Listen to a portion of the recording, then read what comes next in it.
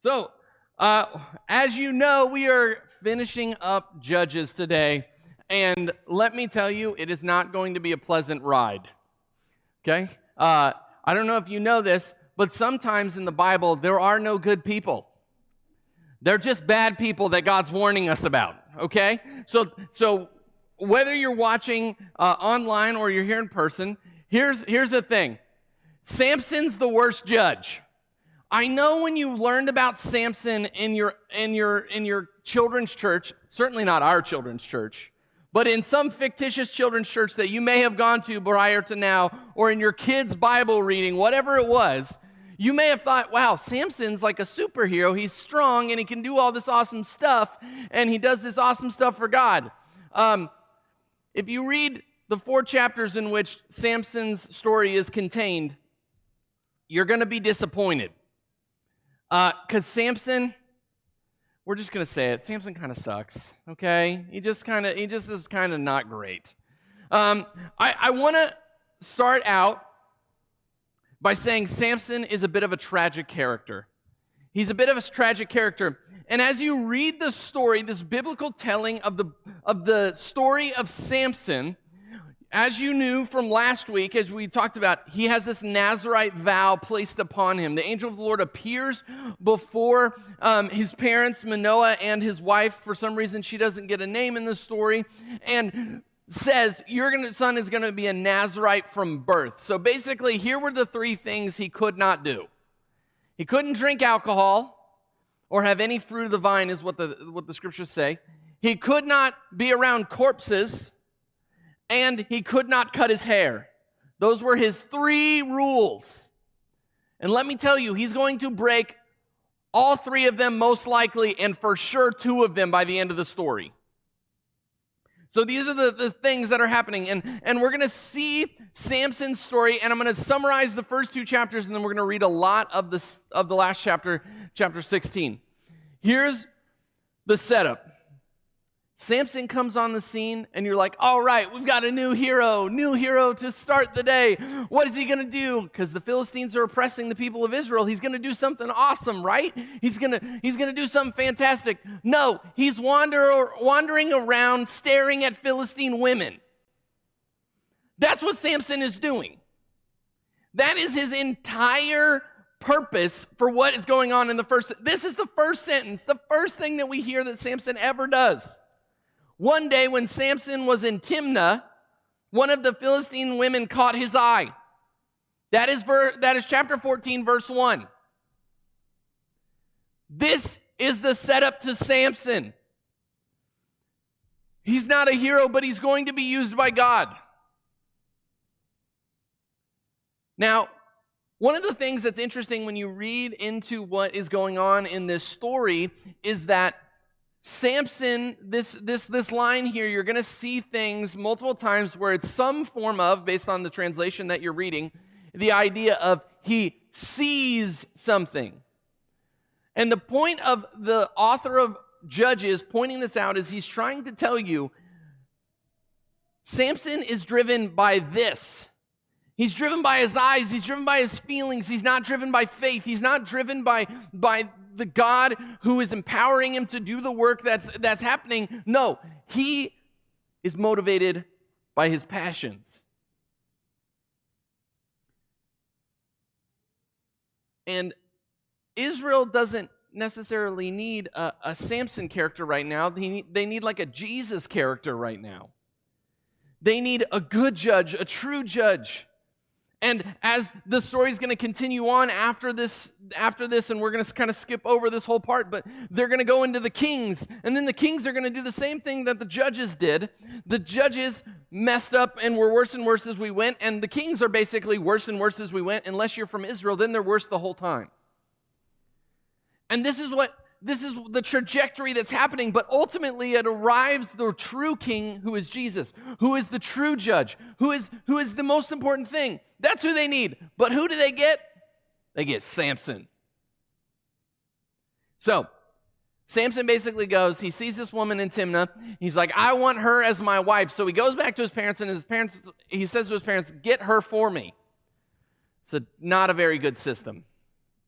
And His parents are like, isn't there anyone else in all of Israel that you could choose from? Like, literally, that's what they're saying. Is there no one else in the entirety of Israel? And he goes, no, get her for me. So after that conversation, they give in. And they go and they arrange this marriage. And Samson is going down to arrange this marriage. He's going to Timnah. He's going to arrange this marriage. And here's what he does. A lion comes upon him and attacks. And basically, the scriptures say the Spirit of the Lord comes upon him and he rips the lion in two. And then he carries on his way and doesn't tell anybody about it. You think, like, this is a very weird point to make. Like, yes, we heard he's strong. We kind of famously know he's strong. But it says the Spirit of the Lord comes upon him. He rips the lion in half, and then he carries on his way to get engaged. And he gets engaged. Then, and what the scriptures tell us is they don't define the amount of time. They don't define the amount of time that engagement was. But commonly, it would be about a year. It'd be somewhere in that range. So time passes, and Samson comes back.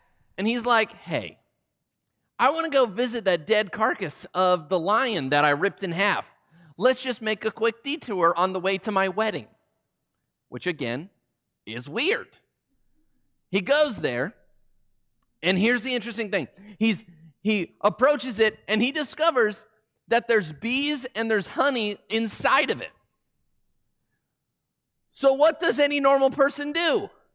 They scurry on their little way, because I don't want to mess with the bees. And I don't want honey out of a dead carcass. But what does Samson do? The opposite of what you should do, always. This is basically the theme of Samson, just so you know. He basically does the opposite of what you should do in every situation. So he takes the honey and eats the honey, then he takes it with him and gives it to his parents. You know what's interesting about this? That's unclean. That's a dead body of an animal. That's a violation of his Nazirite vow. He is unclean, and there's ways to be made clean after being unclean, but he doesn't care about going through the ceremonial process of becoming ceremonially clean again and going to his wedding. He just wants to do what he wants to do. So he goes down and he gets married.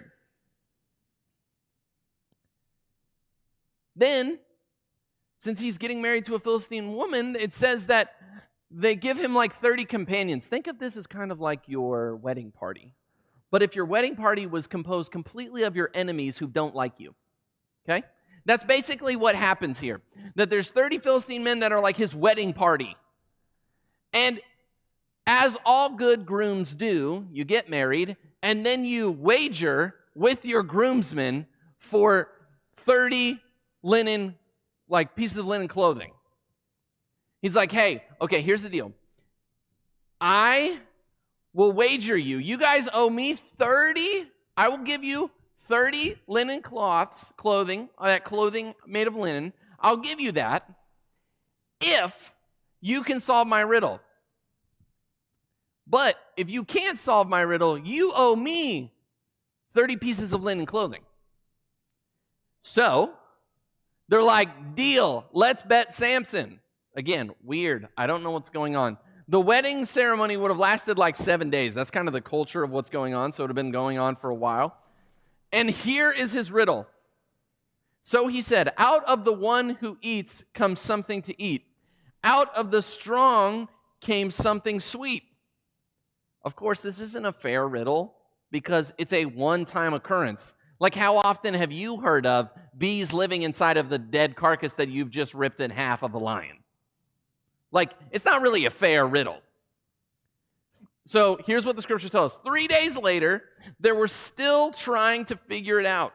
On the fourth day, they said to Samson's wife, entice your husband to explain the riddle for us, or we will burn your father's house with you in it. Did you invite us to this party just to make us poor? Again, these are not the kind of people you want in your wedding party. Be more selective, people. Be more selective. So what happens? Samson's wife from Timnah convinces him to tell her the answer. And then she passes it along. And it makes Samson so mad.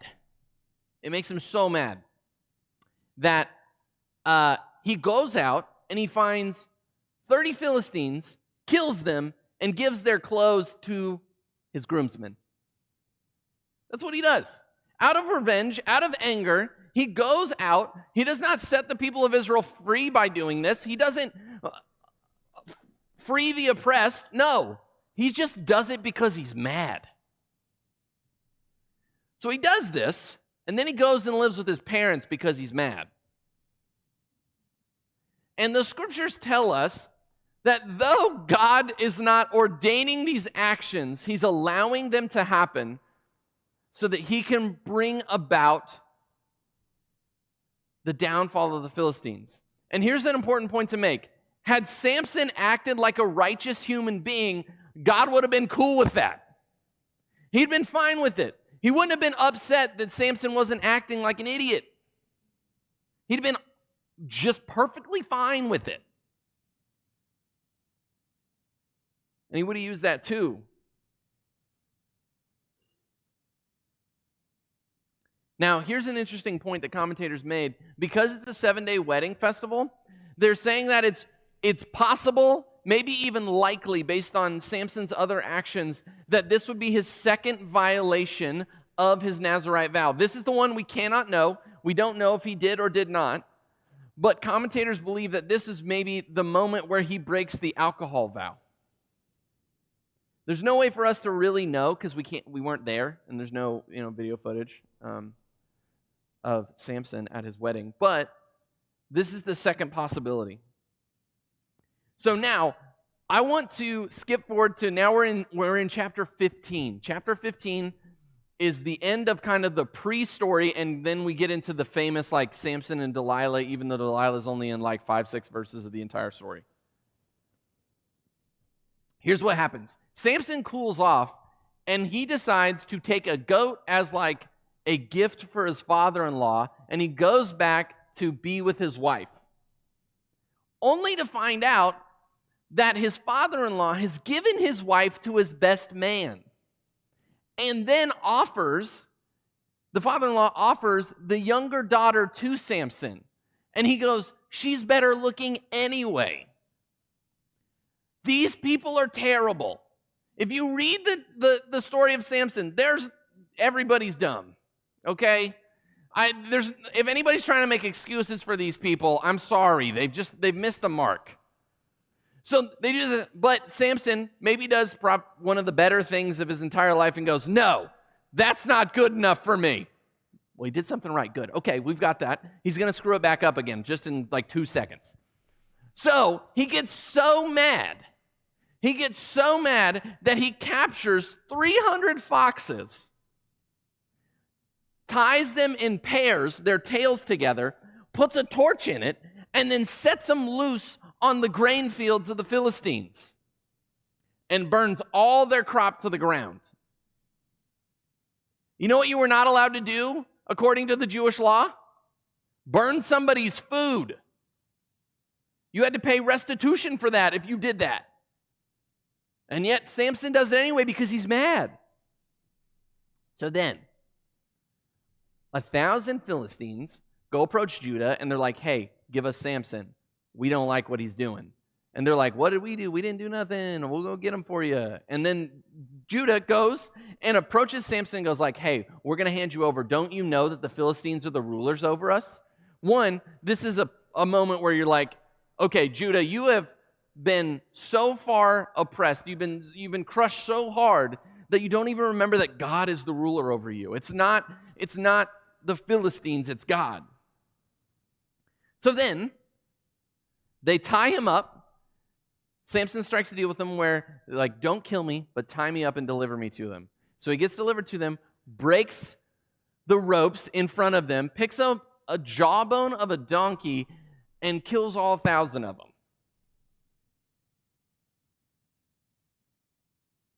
And that is basically the setup to the famous story that we know. Samson has proven that he's out for vengeance for himself. He's not there to free Israel. He's not there to be a judge that is bringing people back into right standing with God. There, he is doing stuff for himself.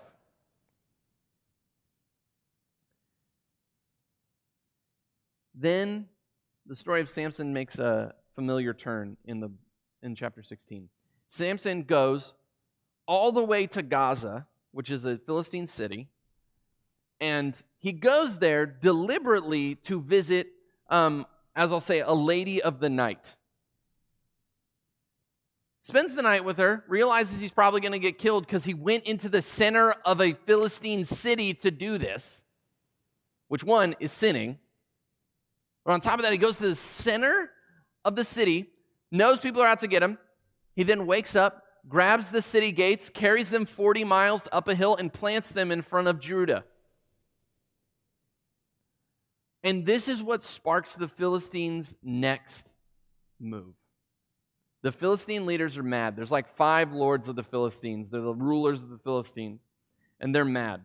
And here's what the scriptures say in chapter 16, verse 4. Sometime later, Samson fell in love with a woman named Delilah, who lived in the valley of Sorek.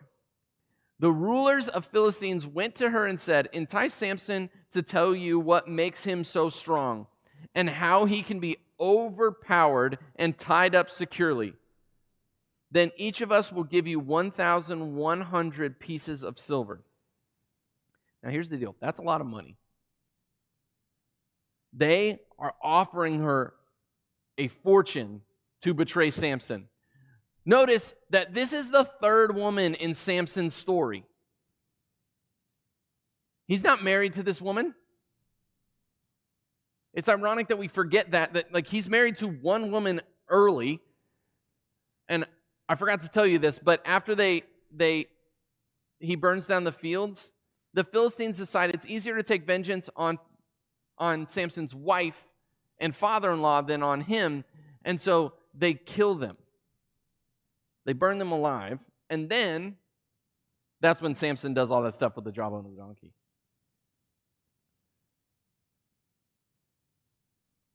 So here's the setup. Delilah is given 5,500 pieces of silver for the secret of Samson's strength. And here's the deal. She asks Samson 4 times. 4 whole times. And 4 times he lies to her and makes a fool out of her, which I guess is the right choice. It's really hard to tell with Samson. His good decisions are still questionable at best. And it doesn't work. Then, here's what the scriptures say. Then Delilah pouted, "How can you tell me I love you when you don't share your secret with me? You've made fun of me 3 times now, and you still haven't told me what makes you so strong." She tormented him with her nagging day after day until he was sick to death of it.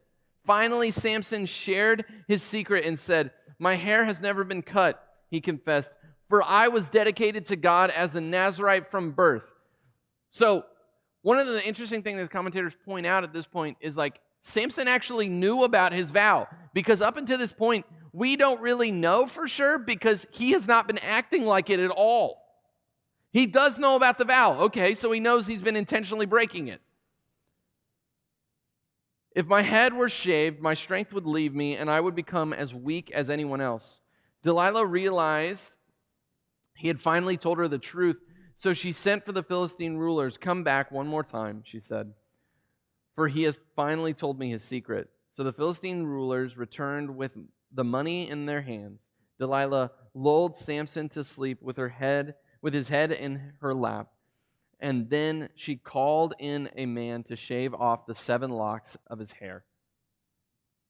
In this way, she began to bring him down, and his strength left him. Then she cried out, "Samson, the Philistines have come to capture you." When he woke up, he thought, "I will do as before and shake myself free." But he didn't realize the Lord had left him. So the Philistines captured him and gouged out his eyes. They took him to Gaza where he was bound with bronze chains and forced to grind grain in the prison.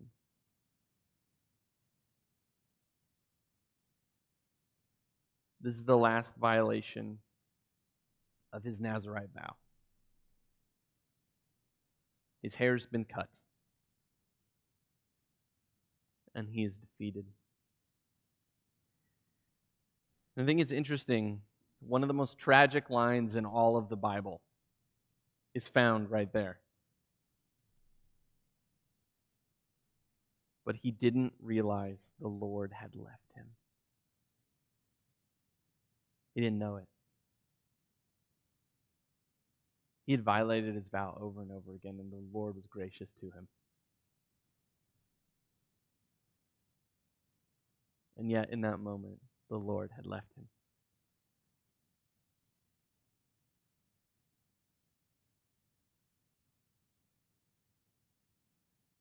Our prayer is that we never experience this moment, that we're so disconnected from our God that we don't even notice that he's not there, that we don't even realize it, that we go about our day, we go about our life, and forget that God is even present, that he's even close.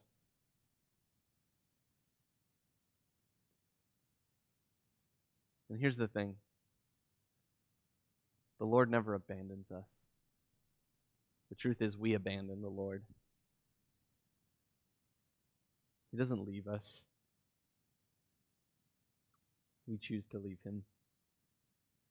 And Samson's issue, right, is lust, it's arrogance, it's all these things. And maybe those aren't your things. Maybe those aren't the things that you struggle with. Maybe those aren't the things that cause you to fall away from God. But there's generally something in our lives that we struggle with that challenges us over and over again. And we have to keep looking back to God and going, God, whatever you want me to do, that's what I want to do, okay?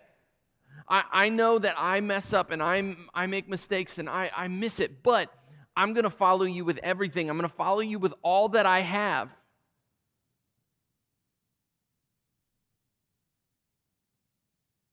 Then there's this single sentence that the author of Judges gives us that is beautiful. Here's what it says. But before long, his hair began to grow back. It's kind of like, so in stories, right? It's this beautiful moment where it's like, and then his hair began to grow back. Any of you see not Man of Steel, but Batman versus Superman when it came out?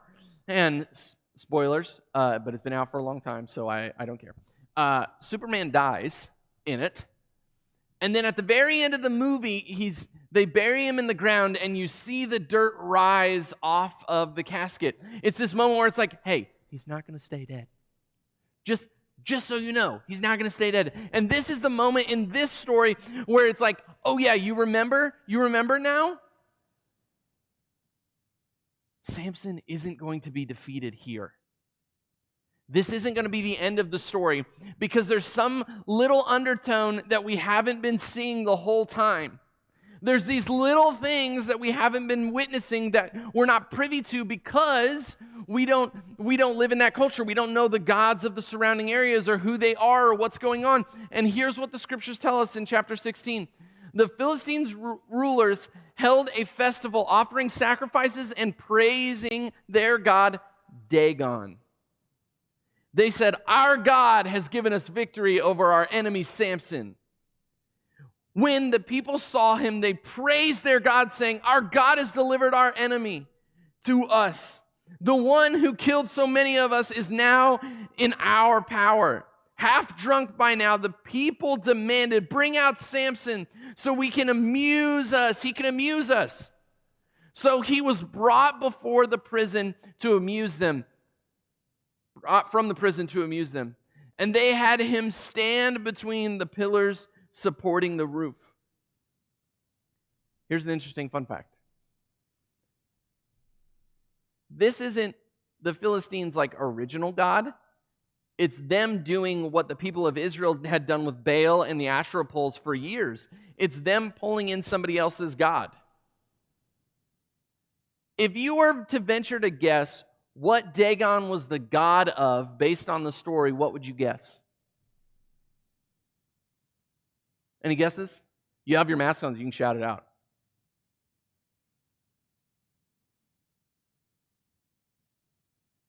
It's grain. Samson, the man who had let the foxes run wild through their harvest, who had burned their grain to the ground, who had challenged, even in his ignorance, in his revenge-oriented brain, had actually challenged the god Dagon. And when they bring Samson to his knees, they're saying, our God has defeated Samson, but also he has defeated Yahweh, because Yahweh is the ruler of the Israelites, and we've brought down the Israelites strong man. That's what we've done. And that's where they got it wrong. Because if you were just making it about Samson, it'd be one thing. But they made it about Yahweh. And the God of Israel is real. Unlike Dagon, the God of Israel has actual power. The God of Israel has actually shown up in this story. He's at the beginning of it. He shows up in a way that human beings can see him, and in the appearance of the angel of the Lord. Yahweh is actually here and now in this story. So what happens? This is the part where Samson repents, right? And he turns, and he becomes good. But if you look at the scriptures, his prayer is pretty selfish. He acknowledges God, and he says, let me get my revenge. And God grants it to him. They're standing in the temple of Dagon. 3,000 people are there. There are people even on the roof to watch in amusement as the champion of Israel is defeated. And they're so arrogant to put the strong man next to the pillars. I'm sure this is a taunt. I'm sure they allow this because it's like, ooh, what could he do? He's weak now. Samson prays, and God empowers him again to be the strong man that he is. And he pushes the pillars down, killing himself and the people worshiping Dagon. And in effect, killing the god Dagon. Even though he's not a real god. He's a false god. But putting once and for all that Dagon has nothing on Yahweh. And the scriptures tell us this really interesting line. They say, Samson killed more Philistines in death than he did in life. And again, that's not a redemptive statement. It's a sad statement. He's missed it so far. He's missed it so far. It tells us that Samson judged Israel for 20 years. And there's no saying that Samson didn't do good things in the middle of that he didn't show great faith, that he didn't do awesome things. But the story of Judges is meant to end here. It's meant to have the last judge be Samson. It's meant to contrast all the other judges. It's interesting. There's a parallel between the first 4 good judges. And there's a few in there that we've skipped over because they had 1 or 2 lines. So it's really hard to preach a whole sermon on, and they judged Israel for a generation. But there's an interesting parallel. Othniel, the first one that Pastor Steve had talked about in week 1 of this series, he gets to marry Caleb's daughter. He chooses the right woman. What does Samson do? He constantly chooses the wrong woman. Then we have Ehud. Ehud is crafty. And he defeats the sitting duck that is Eglon. But it's reversed in Samson's case. Delilah, the crafty, defeats the sitting duck, Samson. Barak and Deborah sing this song of praise to God. It's a whole chapter of the book of Judges. Samson sings praise about himself when he defeats the Philistines. Look what I did. Look what I did. And even Shamgar, who we didn't get to tell you about because he's got like 2 sentences, says he kills 600 Philistines with an ox goad. It parallels to the donkey's jawbone.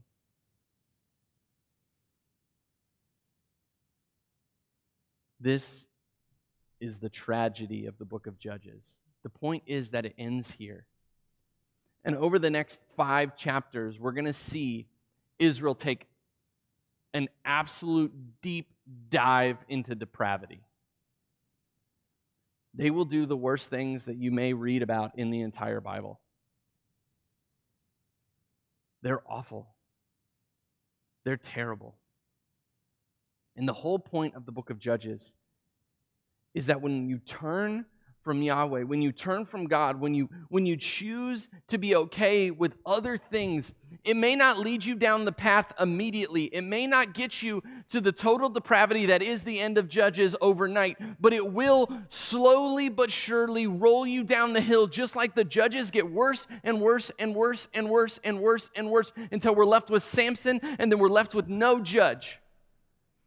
That when we turn from God, when we walk away from Him, and when we become okay with all these little things that are going on in our lives, whether it's Samson's issues of lust and arrogance and anger and revenge and all these things that he struggles with, whether it's those or whether it's ourself with pride and envy and jealousy, when we allow things like that to seep in, when we allow things like that to come into our life that are not of God, when it's not the fruit of the Spirit that our life is providing to the world, it's the fruit of sin, we're eventually going to get there. We're eventually going to roll down that hill far enough.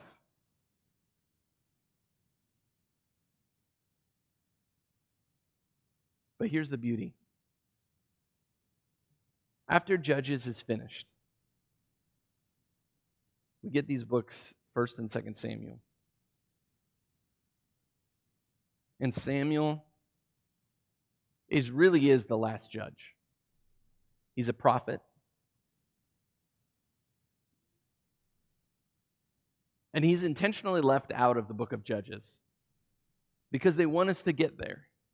They want us to understand what's happening to Israel. And it is Samuel who arrives on the scene.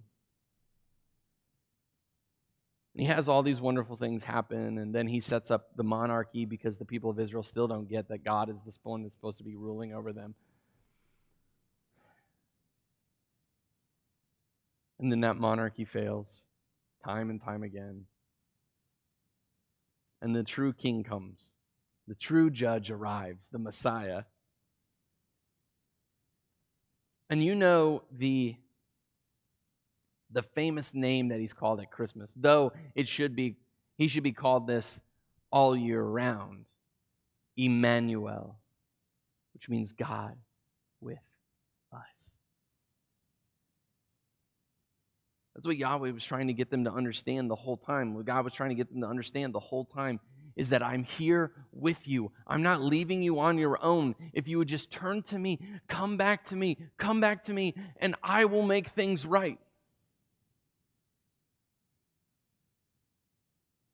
Over the next 3 weeks and Christmas Eve, we're going to talk about Christmas, right? We're going to talk about the coming of the King.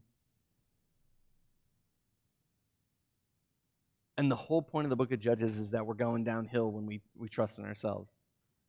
But the whole point of the story of Jesus is when we trust in Him, there is nowhere we can't go to.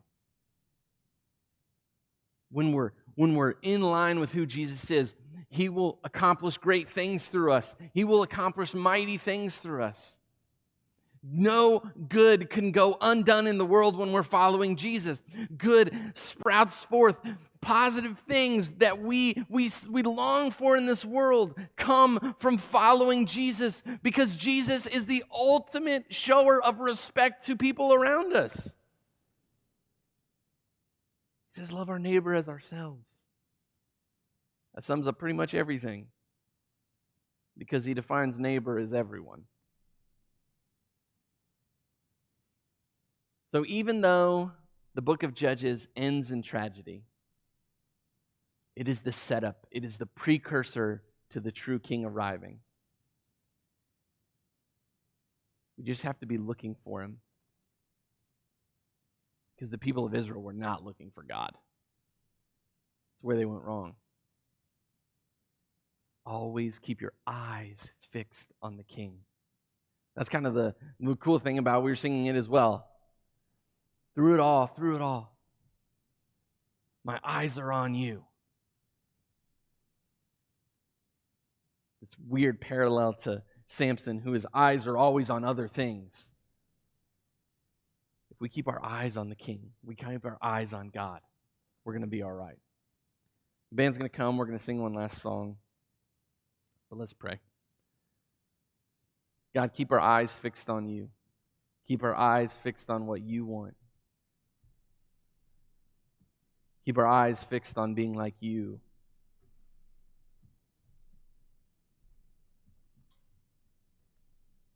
That you, the King,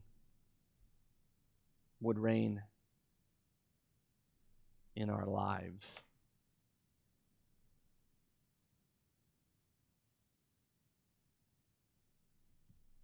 And when our ways conflict with your ways, help us to sacrifice our ways at your feet and take up your ways. Because you are good, O God. And you never fail. Unlike the story of these judges, you never, never, never fail. God, thank you. We praise you. God, we are going to worship you this morning just one last time. In your name we pray. Amen.